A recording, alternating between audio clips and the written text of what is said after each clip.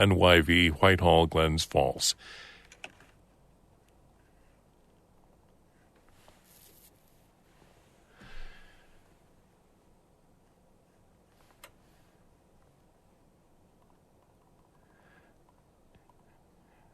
Partly cloudy skies today, highs this afternoon in the 30s, partly sunny in Glens Falls, a high near 40 this afternoon. Lows tonight around 30, and maybe some mixed precipitation tomorrow with highs in the 40s.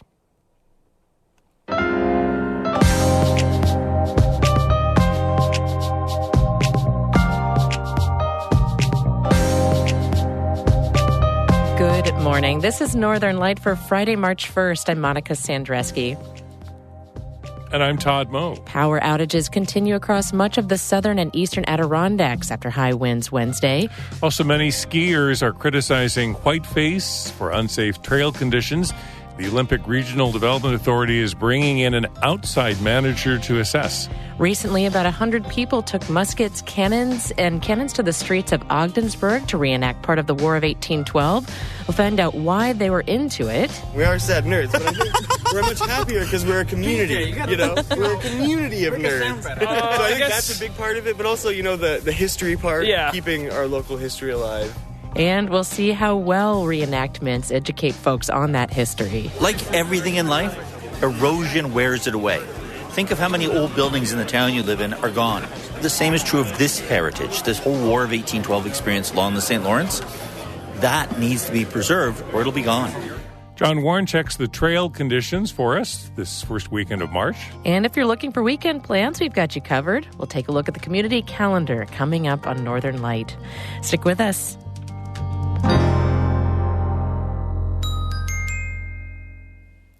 Broadcast of Northern Light here on North Country Public Radio is supported by CCOM Credit Union, serving the financial needs of people throughout northern New York and northwestern Vermont, in person, online at ccom.org, and on your smartphone.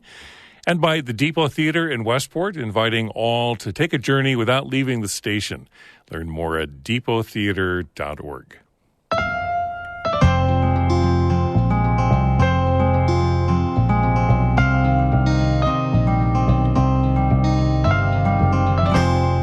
This is Northern Light. I'm Monica Sandreski. And I'm Todd Moe.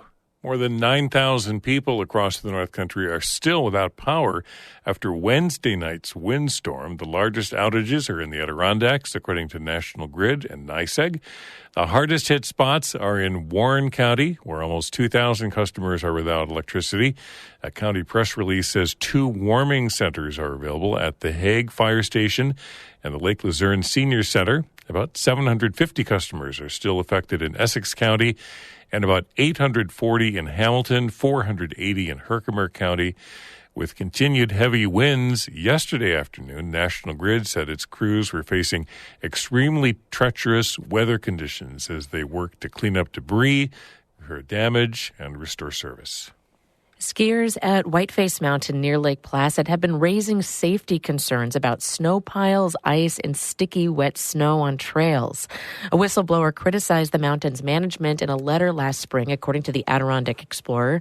Now the state agency in charge of Whiteface is addressing those concerns. The head of the Olympic Regional Development Authority met with longtime Whiteface pass holders and the former Ski Patrol director last week.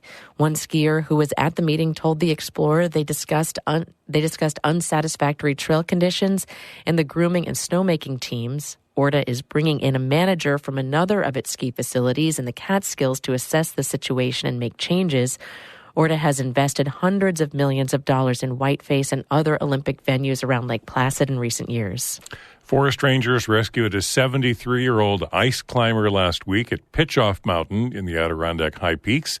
The man had fallen and injured his hip while climbing near the Jackrabbit Ski Trail. Rangers lowered him with ropes and stabilized him in a rescue toboggan. This was the Rangers' third ice climbing rescue of the season. The DEC says ice climbing accidents have gone up this winter, with more incidents than any other year in the past 5 years. An historic campground in Lewis County is getting upgrades. It's also led the county to revise its camping laws. Officials set up new rules for the camping facilities at Singing Waters Park in the town of Gregg and throughout county-owned forests. Julie Abbas reports. The Singing Waters Park campground in the foothills of the Adirondacks was established by Lewis County in 1957 with 10 tent sites and a simple wooden bathhouse. It's accessible by a little footbridge off Fish Creek Road. Lewis County Recreation, Forestry, and Parks Department Director Jackie Mahoney says the improvement efforts came out of public feedback as tourism has grown and evolved. Camping isn't the same as it was 20 years ago, isn't the same as it was 10 years ago. When the more than $450,000 renovation project is completed, Singing Waters will meet state campground standards for handicap accessibility and drinkable water. It will still be tent only, but it will have more toilets and showers, a picnic pavilion, and campsites that are all spruced up. Really a huge improvement that the county invested in to make this park amazing. Today, however, people are often using RVs for camping and hauling ATVs, so Mahoney has been getting requests for overnight parking in the county's managed forests. The revised law allows motorized campers, including RVs, to park overnight in lots throughout those forests for the first time. Mahoney and her team also built a series of short hiking-only trails to remote campsites near beaver flows and brooks countywide. I would say that the county is trying to give back. Recreation is a huge factor in Lewis County. We have a beautiful county and we love to show it off. So, the more we can do that, the better. Under the new law, off-road trails now have a 25-mile-an-hour speed limit and camping permits are required for all campers, whether tented or motorized.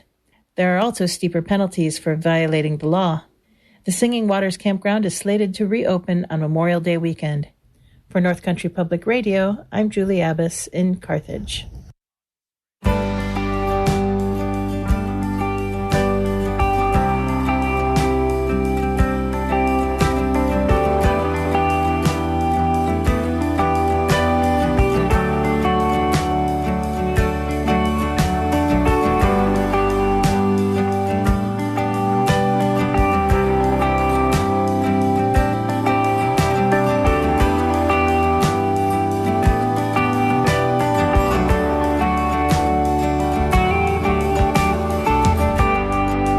You're listening to Northern Light right here on North Country Public Radio. It's coming up on 8 minutes past 8. Good morning. I'm Todd Moe. And I'm Monica Sandreski. Coming up in just a few minutes, John Warren checks the trail conditions for us on this first weekend of March. That's coming up in just a couple of minutes right here on Northern Light.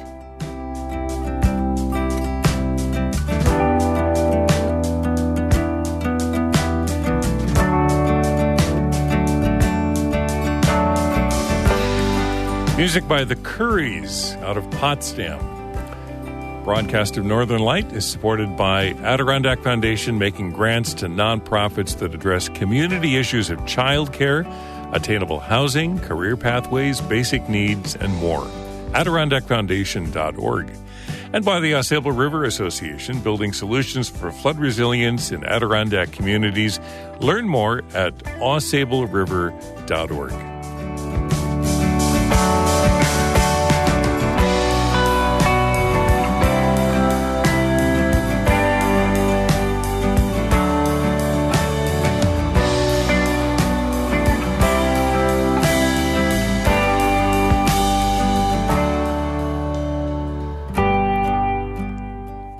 Last month, about 100 people took muskets, cannons, and uniforms to the streets to reenact the Battle of Ogdensburg, part of the War of 1812.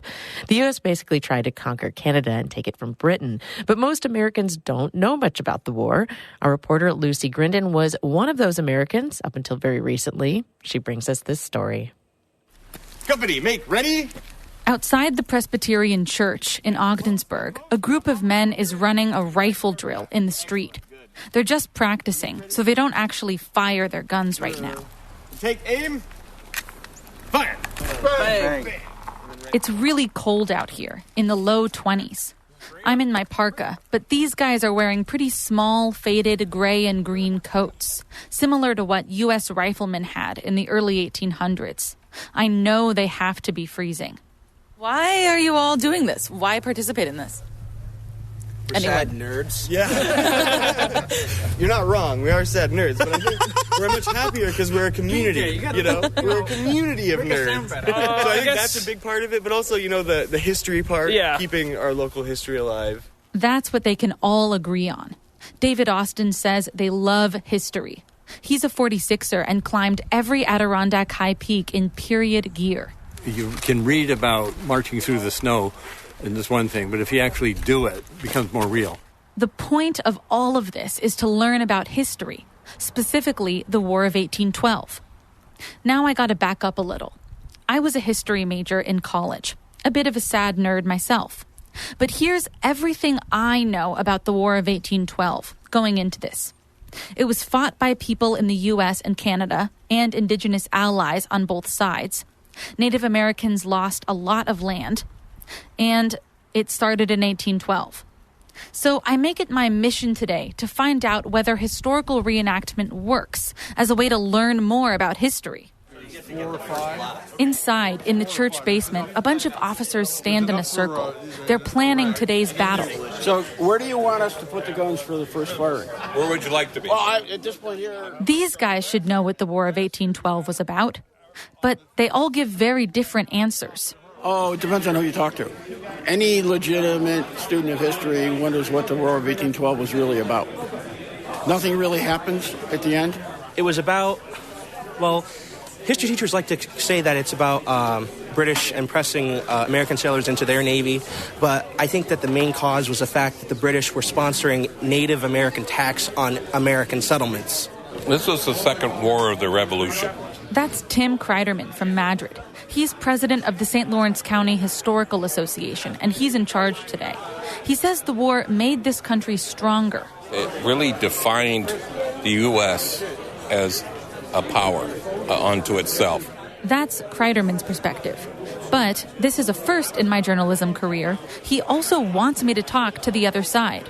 Would you like to talk to the British? Definitely. Okay, I'll take you over. Don't believe anything. That's right.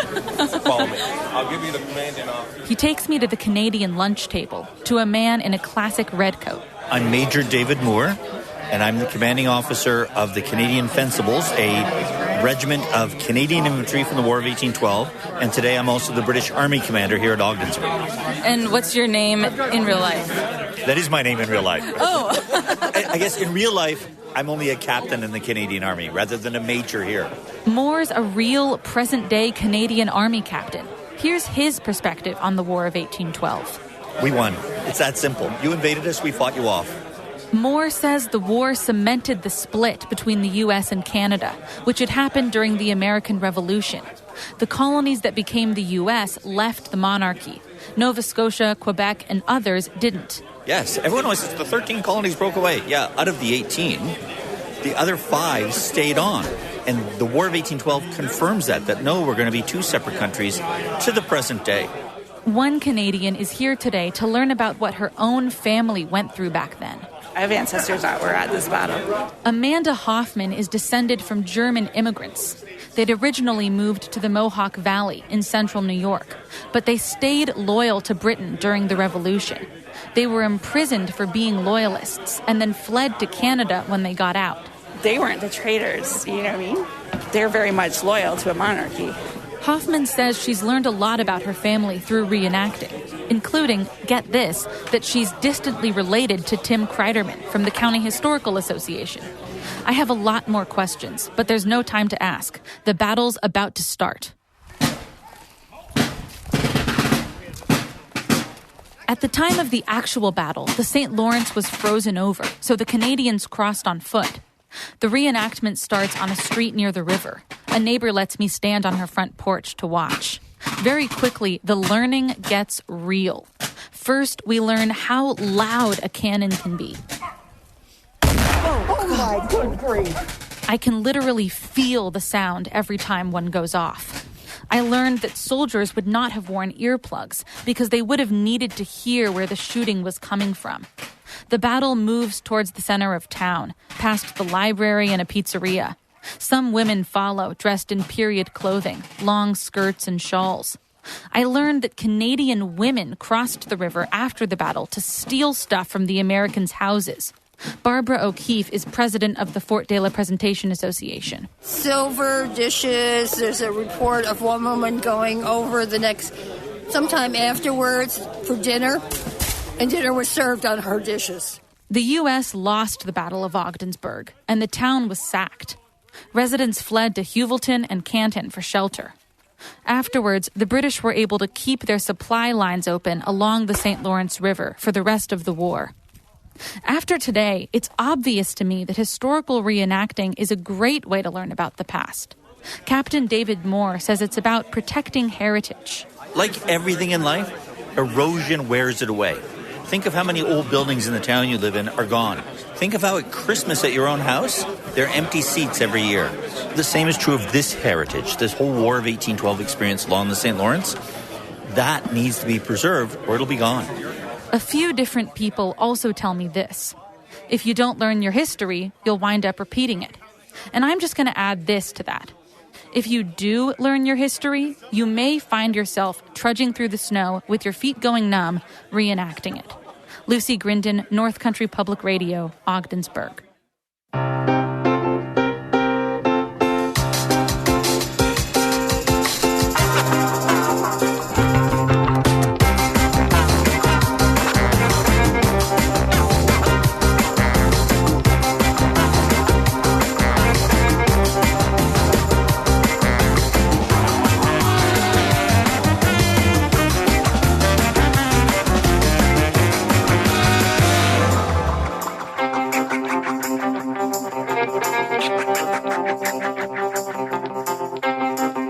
You're listening to Northern Light right here on North Country Public Radio.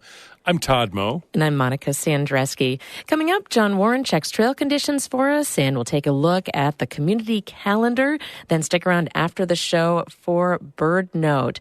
We'll take a look at an app that helps you hear high-pitched bird songs. That's coming up at 8:42. But first, Todd has a look at the weather for us. Mix of sun and clouds on this March 1st, St. David's Day, with highs this afternoon in the 30s. The Weather Service says sunshine in Glens Falls, Lake George. Light winds out of the southwest, partly cloudy tonight, lows overnight in the 20s. Tomorrow we'll see some mixed precipitation depending on how mild it gets. Highs expected in the low 40s, light winds out of the south on Saturday.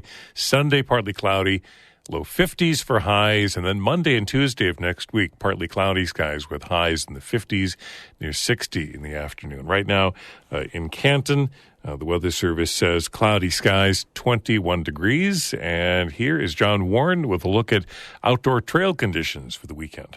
On Saturday, sunrise will be at about 6:30 and sunset at about 5:46. We seem to have left winter behind this week, at least according to the long-term forecast. After a chilly day yesterday, forecasters are expecting some mixed precipitation, shifting toward rain tomorrow, especially in the southern Adirondacks. Then we'll see a sharp warming trend through the weekend. It may be mild at lower elevations, but winter remains in full effect in the high peaks. Summer temperatures there are expected to be mostly in the 20s today and 30s this weekend. Trail conditions will be icy, especially in sheltered areas and in the mornings. Carry traction devices and snowshoes if you're headed to summits, and everywhere expect to encounter blowdown from the high winds we saw earlier this week. There remains a bit of patchy snow at lower elevations at the periphery of the Adirondack Park, where mud season is fast approaching. There is about 3 to 7 inches of snow at most lower elevations in the central Adirondacks, with about 6 to 12 inches of snow at mid-elevations. There remains a couple feet at Lake Colden and deeper snow at the highest elevations. Expect ice on lakes and ponds to be generally soft and unsafe this weekend. Rivers and streams are generally at normal levels for this time of year, except in the central Adirondacks, where deeper snowpack means more snow melt. Backcountry skiing can no longer be recommended. There is very limited cross-country skiing, but there are a few trails to be found. Mount Van Hovenberg will have some of the competition trails open. Call ahead to the other facilities to see how they fared after this week's warm-up. Whiteface, Gore, Oak, and Macaulay remain open this weekend, possibly the last. And snowmobiling is done for the season. Those are the outdoor conditions in the Adirondacks this weekend. For North Country Public Radio, this is John Warren from the New York Almanac. Online at NewYorkAlmanac.com. You're listening to Northern Light right here on North Country Public Radio. I'm Monica Sandreski here with Todd Moe. It's about 20 after 8. And we want to let you know about a couple of the events going on throughout the region this weekend, including today at the gallery at the Lake St. Lawrence Arts in Waddington. Weaver Susan Riley will be the featured artist at the gallery. She'll be showing many examples of her weaving techniques from scarves to sculptures, and she'll also be available to discuss and demonstrate her work today. You can find out more information at lakestlourencearts.com. That's in Waddington and St. Lawrence County. She'll also be available on March 23rd, but she's also available today, too. Find out more again at lakestlourencearts.com. We're media sponsor for the opening reception of the Out of the Box exhibit at the Downtown Artist Cellar in Malone. It's a week from tonight, Friday, March 8th at 5 p.m. This exhibit features artwork from regional women whose work challenges conventional boundaries. The reception is open to everyone. For more information, check our website, ncpr.org/calendar. That's the Out of the Box exhibit, the opening reception at the Downtown Artist Cellar in Malone next Friday, March 8th at 5 p.m. And, of course, on Northern Light, we are huge fans of our local musicians. And here to tell us more about an upcoming music showcase this weekend is our Adirondack reporter, Emily Russell, who is dropping by the show to let us know more. Emily, how are you this morning? I'm super good, Monica. How are you? Wow. I feel so seen. Thank you, Emily. I'm doing really well. Thank you. But yeah, what's cooking with this local showcase? Okay, so every weekend in the Adirondacks, and I think this is true all around the North Country, you can always find good local music, whether it's at a local bar or a hotel or cafe. But this weekend in the Adirondacks in Saranac Lake, one venue is hosting 6 local bands. So the Waterhole is hosting 2 shows, one tonight and one tomorrow night. And there are 3 local bands each night, which is just super exciting to get to see, so much great local talent here in one place. Yeah, that is. I feel like the region is pretty good about having these festivals. The Waterhole especially is just really great about showcasing multiple acts. I think also of the Greenwich Folk Festival that's this weekend, but. For the Waterhole, what's happening tonight? Yeah, so tonight there are 3 bands, Spring Street, Plowman's Lunch Band, and Mojo Dojo. That's again happening tonight at the Waterhole, $12 at the door.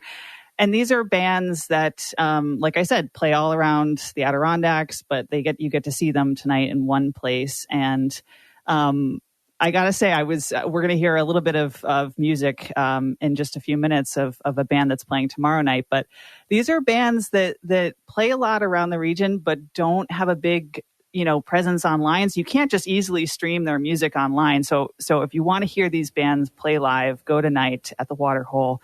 And it's great, kind of folksy music, hopefully good dancing music. The Waterhole is such a great venue for that. Yeah.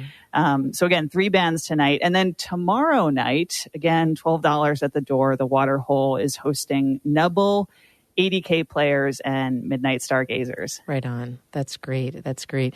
I know it is always just so good to go hear live music, be able to the dance floor there is just perfect. It's yeah, that's just wonderful. And you've picked out some music for us too. Yeah, so this is a song by the Saranac Lake-based band called Nubble.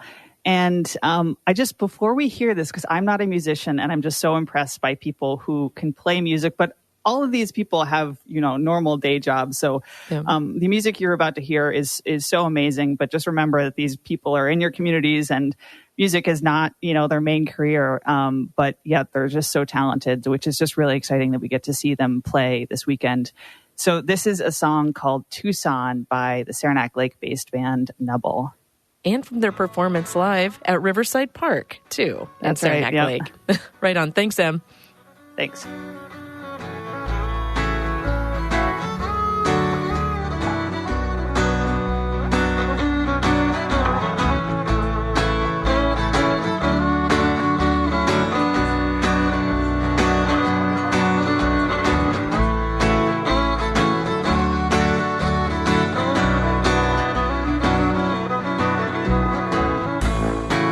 Took a ride on down to Tucson.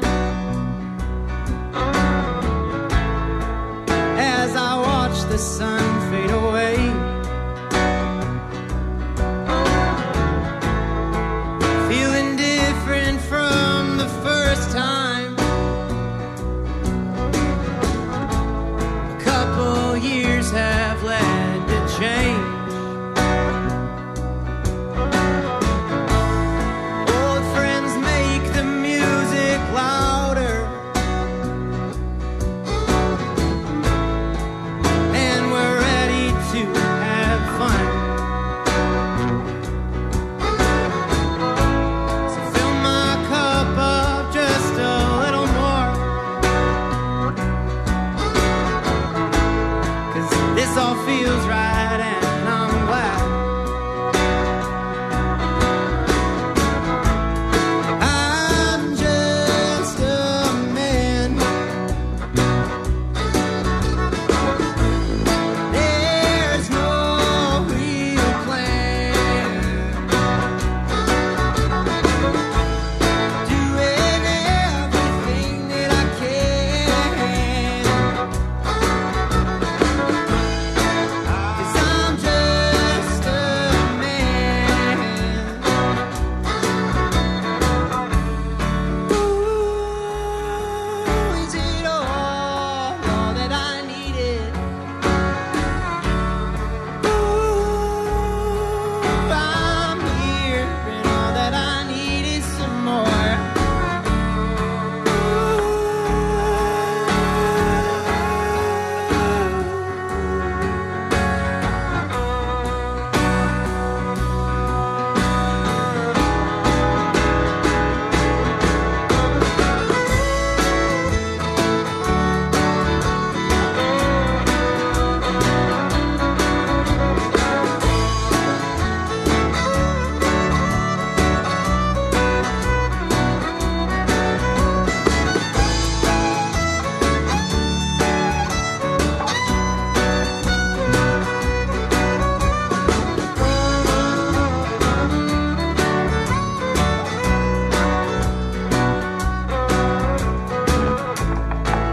Lovers standing in the garden, waiting for their chance to kiss. A sunburned cactus in the distance. Well, there's real beauty in all of this. Tears are falling from her father as he walks her in today. Loved ones warming them with wishes, but now they're steady on their way. I'm just a man. There's no real plan. Doing everything that I can.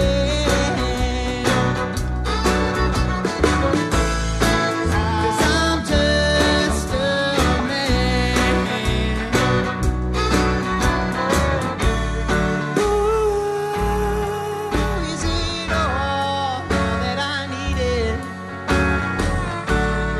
Ooh, I'm here, and all that I need is some more. That's the song Tucson by the group Nubble, based in Saranac Lake. They're part of the Waterhole Music Lounge's local showcase this weekend. Tomorrow night, they're going on tomorrow night alongside the 80K Players and Midnight Stargazers.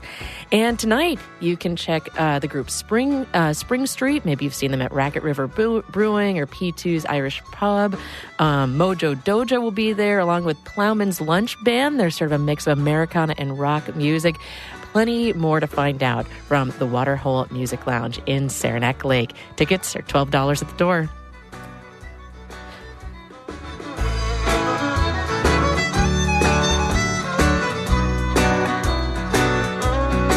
And that's it for Northern Light for this first day of March. I'm Monica Sandreski. And I'm Todd Moe. Thanks for listening. Be well. And I've been smoking for a while.